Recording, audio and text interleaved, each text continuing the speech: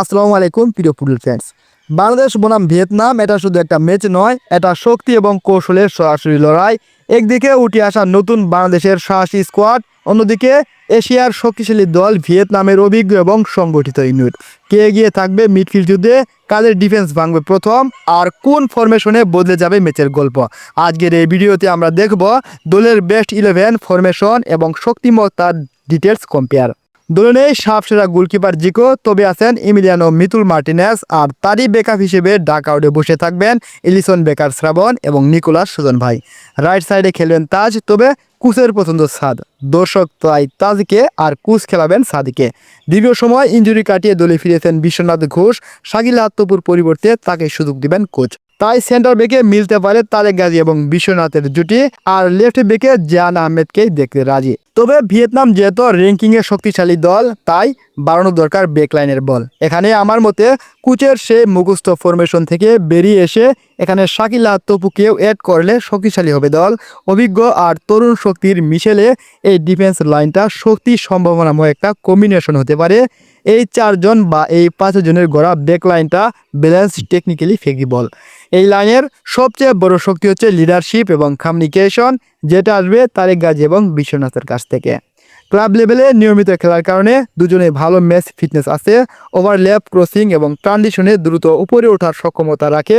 Technical দিক থেকে এই ডিফেন্স লাইনটা বেশি ফ্লেক্সিবল। প্রয়োজনে বিশ্বনাথ ঘোষকে একটু ডান দিকে সরে গিয়ে সাদ এবং তাজকে উপরে ওঠার সুযোগ দিতে পারে, অথবা শাকিলের দিক থেকেও একই রকম শিফট করে জায়ানকে উপরে এসে ক্রস খেলার সুযোগ দেওয়া যেতে পারে। এতে করে দল চাইলে 5-3-2 থেকে 3-5-2 কিংবা 4-4-2 এর মতো ফরমেশনও ম্যাচের মধ্যে সুইচ করে খেলতে পারবে। মাঝমাঠে হামজা সমিতের সেই বহুল প্রক্ষিত ডাবল পিভটই বদলে দেবে মাঠের সমীকরণ। ডাবল পিভট মিডফিল্ড অর্থাৎ বক্স টু বক্স মিডফিল্ড হিসাবে হামজা চৌধুরী এবং সমিত চম বেস্ট চয়েস। লেফট সাইডে জামাল ভুঁইয়া আর রাইট মিডে মোহাম্মদ এবং সোহেল রানা সিনিয়রের মধ্যে কড়াকড়ি লড়াই হতে পারে। তবে কোচ যদি 5-3-2 ফরমেশনে নজর দেন, তাহলে 73 ম্যাচে 1 গোলের কিংবদন্তি সোহেল রানাকে দরকার নেই। হ্যাঁ, আমার মতে সোহেলকে দরকার নেই। কোচ যদি 4-4-2 চয়েস করেন, তাহলে হামজা চমিত এবং জামালের সাথে মোহাম্মদ হৃদয়কে দরকার। এখন আসি ফরওয়ার্ড লাইন আপে। যেহেতু দলের একমাত্র প্রপার রাইট উইঙ্গার রাকিব কার্যজনিত কারণে মিস করবেন ম্যাচ, তাই এই জায়গায় পারফেক্ট মানিয়ে নিতে পারেন শেখ মুসালিন শেখ। রাইট উইঙ্গার না থাকায় একজন মিডফিল্ডারকে অ্যাডভান্স রুলে খেলাতে পারে কোচ, আর অন্য উইঙ্গে মিলতে পারে ফাহমিদুল ইসলামের খোঁজ। কোচ জেভিয়ার কাবরেরো যদি 4-3-3 ফরমেশনে হাঁটেন, তাহলে একজন প্রপার নাম্বার 9 প্রয়োজন।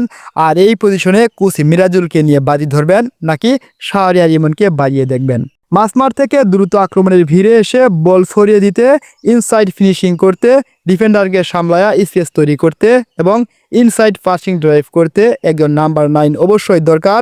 আর মিরাজুলকে যদি নাম্বার 9 পজিশনে স্টার্ট করায়, তাহলে রাইট জোনে বেশিরভাগ ক্ষেত্রে মুরসলাইনকে দেখা যেতে পারে, যার মূল দায়িত্ব হবে ড্রাইভ উইং, ডিফেন্স লাইন ভাঙ্গা, ডিফেন্সকে চাপে রাখা, রাইট জোন থেকে অ্যাটাক করা এবং স্ট্রাইকারদের জন্য চান্স ক্রিয়েট করা। এছাড়াও লেফট উইঙ্গে ফয়সাল আহমেদ ফাহিমকে সাবস্টিটিউট হিসাবে হলেও গেম টাইম পাওয়া দরকার। তিনি যদি সাবস্টিটিউট হিসাবে গেম টাইম পায়, আক্রমণে সহায়তা করবেন, মাঝমাঠ থেকে দ্রুত বল নিয়ে এগিয়ে যাবেন।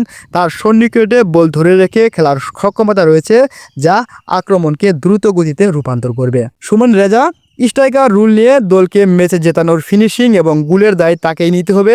লুপ এবং পেনিট্রেটিং রানম্যাক, ছোটো ছোটো ফিনিশ সহ বল রেখে সাপোর্ট প্লে তার মূল কাজ হবে। দলের আক্রমণের শেষ দফা ও ফাইনাল ডেলিভারির দায়িত্ব তাকেই নিতে হবে। বক্সে গোল করতে, ডিফেন্স লাইন ভাঙতে, মিডফিল্ড থেকে ওঠা বল ধরে সাইজ অ্যাডজাস্ট করতে এবং সহযোগী খেলোয়াড়দের কাজে লাগাতে দরকার প্রপার নাম্বার 9। এখানে মিরাজুল কিংবা সুমনকে দিয়ে কাজ হবে না, তাই দরকার জায়ান হাকিম, টেবর ইসলাম এবং রোনাল্ড সুলিভানের মতো দক্ষ কারিগর। ফুটবল প্রেমী বন্ধুরা, লামিল ইয়ামাল যদি 16 বছর বয়সে জাতীয় দলে ডাক পান, তাহলে আমাদের সুলিভান কেন 18 বছর বয়সে এসে জাতীয় দলে ডাক পেতে পারেন না? তার মধ্যে যে নিখুঁত জাদু দেখেছি, তার যে একটা কারিগরি শক্তি দেখেছি, সেটা অবশ্যই বাংলাদেশ জাতীয় দলের দরকার। বাংলাদেশ বেশ কিছুদিন ধরেই একটা প্রপার নাম্বার 9 অর্থাৎ গোল ফিনিশারের অভাবে ভুগতেছিলেন, আর সেই গোল ফিনিশার হতে পারেন সেই রোনাল্ড সুলিভান, যার পা রয়েছে জাদু, গোল করার রয়েছে সক্ষমতা। তাকে যদি বাংলাদেশের জাতীয় দলে আনা হয়, তাকে যদি ভালো কোচের আন্ডারে কোচিং করানো হয়, তাহলে অবশ্যই ভালো কিছু করবে। ধন্যবাদ সবাইকে। আসসালামু আলাইকুম।